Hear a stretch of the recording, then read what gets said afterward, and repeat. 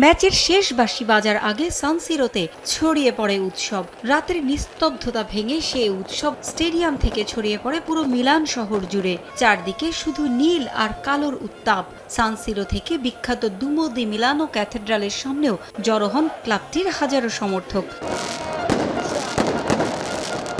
পারমার বিপক্ষে ড্র করলেই শিরোপা উঠত ইন্টার মিলানের হাতে, তবে সে কাজটা হতে দেননি ক্রিস্টিয়ান কিভুর শিষ্যরা।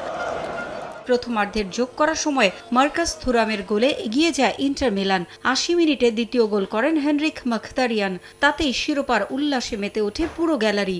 সবশেষ মৌসুমটা তাদের জন্য ছিল তীরে এসে তরি ডোবার হতাশার। নাপোলির কাছে মাত্র ১ পয়েন্ট পেছনে থেকে সিরিয়ার শিরোপা হারিয়েছিল তারা। চ্যাম্পিয়ন্স লিগের ফাইনালে নেরাজ্জুরিদের হৃদয় ভেঙেছিল পিএসজি। সে ধাক্কা সামলে দারুণভাবে মৌসুম শুরু করে তারা। ক্লাবটির এক সময়ের ফুটবলার ও বর্তমানে কোচ হিসেবে ইন্টার মিলানকে সে কাঙ্ক্ষিত শিরোপা এনে দিলেন কিভু।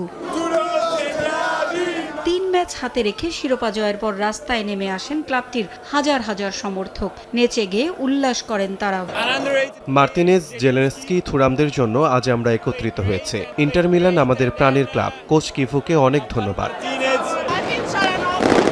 গত মৌসুমে আমরা লিগ শিরোপা, চ্যাম্পিয়ন্স লিগ জয়ের সুযোগ পেয়েও পারিনি। তবে এবার ফুটবলাররা আমাদের সে হতাশা দূর করেছে। নতুন মৌসুমে এ সাফল্য ধরে রাখুক ইন্টার মিলান। আমরা চাই পুরানোদের ধরে রাখার পাশাপাশি কর্তৃপক্ষ আরও শক্তিশালী দল গড়বে।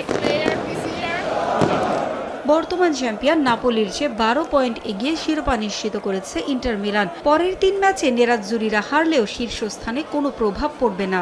লিগ জয়ের পর ইন্টার মিলানের সামনে আরও এক ইতিহাসের সুযোগ। ১৩ই মে রোমের অলিম্পিক স্টেডিয়ামে ইতালিয়ান কাপের ফাইনালে লাৎসিওকে হারাতে পারলেই তৃতীয়বারের মতো লিগ ও কাপ জয়ের রেকর্ড গড়বে তারা। ২০১১ সালে ইন্টার মিলানকে এ সাফল্য উপহার দিয়েছিলেন হোসে মরিনিও।